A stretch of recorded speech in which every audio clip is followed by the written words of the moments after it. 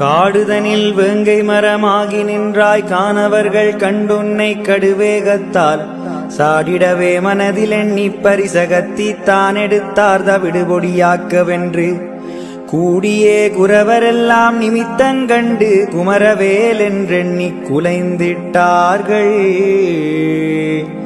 தேடியே உன் பாதம் துதிப்பேன் ஐயா சுவாமி, தென்கதிரை முருகோனே தரிசிப்பாயே.